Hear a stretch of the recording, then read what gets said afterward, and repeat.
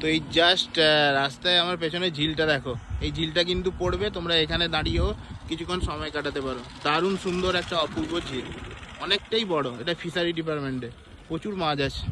আর বৃষ্টি হয়েছে কদিন, চারিদিকটা পুরো জলে থই থই করছে। এই দিকেও দেখো পুরো একদম মাঠঘাট পুরো জল হয়ে আছে।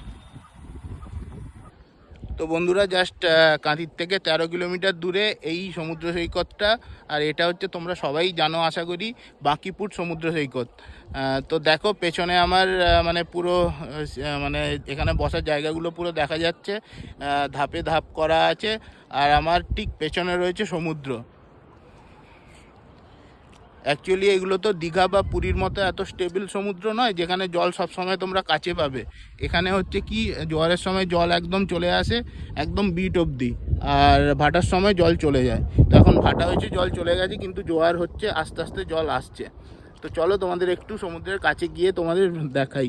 আর জায়গাটা কেমন লাগলো অবশ্যই কমেন্ট করে কিন্তু জানিও। তো অনেকটা হাঁটতে হলো, মোটামুটি 500 মিটার মতো হাঁটলাম। দেখো পেছনে ওই জায়গা থেকে হেঁটে হেঁটে হেঁটে হেঁটে এখানে এলাম, চলে এসেছি একদম পুরো তোমাদের সমুদ্রের কাছে। দেখো ঢেউ উঠছে, দারুণ। কিন্তু লোকজনও আছে, কিছু লোকজন আছে, হালকা হালকা বৃষ্টি পড়ছে, ভালো লাগছে।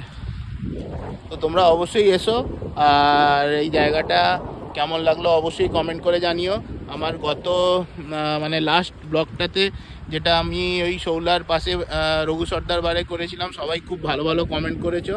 তো আরও কমেন্ট করো, আরও লাইক করো, আরও শেয়ার করো, এই বলবো।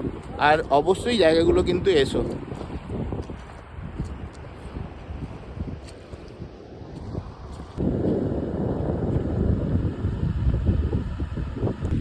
তো একটু বৃষ্টি বাড়ছে আর সন্ধেও হয়ে এসছে।